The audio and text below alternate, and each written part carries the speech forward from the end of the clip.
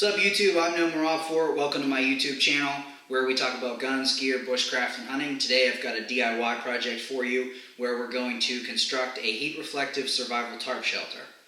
So you know I'm big on tinkering, DIY, kind of an evil scientist whenever I get into the garage. And I've had an experimental idea that I wanted to test out for a while. Finally going to put it together for you. What I'm going to do is take heat reflective mylar sheets commonly used for survival blankets and permanently attach those to a tarp. The hope is that this setup will retain more heat and keep me warmer while I'm underneath it. I'm going to put together a small series based on this concept, and this first video is going to cover the construction of the tarp itself. Items you will need for this should cost under $20, likely less than that as they're pretty common household items. But you'll need one tarp, mylar sheets, quantity depending on the size of the tarp and the mylar sheets, heavy-duty duct tape, spray adhesive, a Sharpie, and scissors. The first step is to take the tarp and spread it out with the underside up to clean it of any dust and debris. Mine's new, so I don't need to clean it. Optionally, it will be helpful to weigh down the four corners of the tarp. The next step is to lay out the mylar as you want it placed on the tarp. I'm going to cut it into four smaller sections, and I'm choosing to do this rather than use one large piece in order to minimize the potential effect a tear might have so as not to compromise the entire tarp, as well as to reinforce the underside sections where the ridgeline is going to contact the tarp.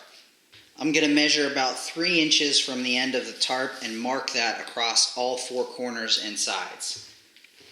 Since I'll typically have the tarp secured with a ridgeline running down either the lengthwise or widthwise center, 4 pieces will form a plus for the ridgeline to rest under, regardless of which way I choose to set it up. If you're following this suggestion, leave a small amount of space for the tape to contact the tarp on the inner plus edges. The most likely area where adhesion will first be compromised is the edge of the mylar. Therefore, we will use duct tape to secure the edges. Now that one of the outer edges is secure, we're going to use the spray adhesive. Slowly spray a section and roll the mylar down as you apply the adhesive. Don't try to spray the whole section because you'll likely get debris and won't get as clean of a contact with the mylar sheet.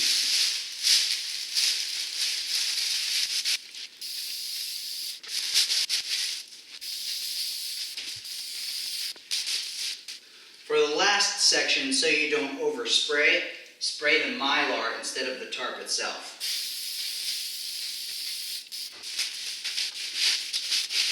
Run your hands over the mylar to make sure any air spots get contact so the glue dries while it's in contact with the mylar.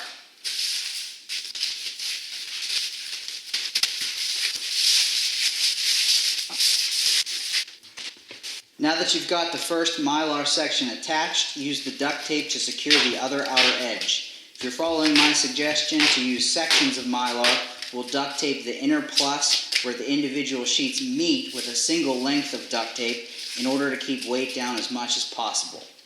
After you do this, repeat for the other sections of mylar. You'll get the cleanest cut on the mylar by weighting it down and pulling or pressing the scissors across it rather than trying to cut. It also helps to use the natural folds that exist in the mylar.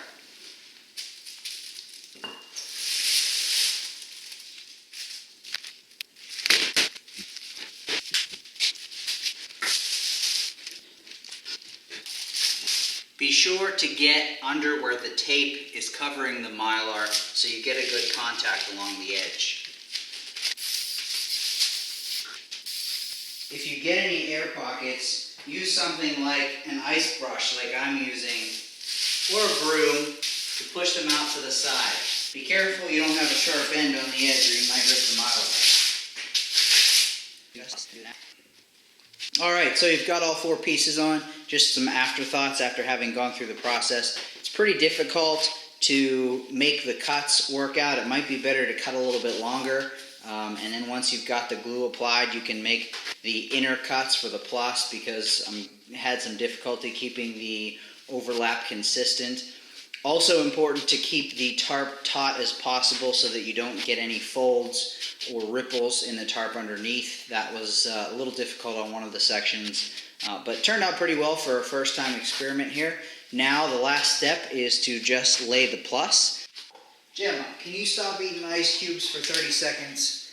So just some final considerations that I wanted to share. Gemma, stop eating ice cubes. Stop.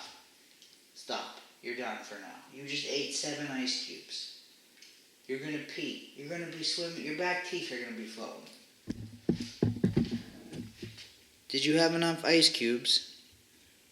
Can I talk now? Can I finish the video so we can go in the woods? Don't you want to go in the woods? Well, we have to finish this and then we can go. Alright? Are you done with the ice cubes? Okay. Let's finish. But again, once I've got the ridgeline created, I'll be able to cinch this down to a very small package. Total pounds, about 2.5, 2.55 pounds. Added less than a pound to this total tarp. This is an 8x10 tarp.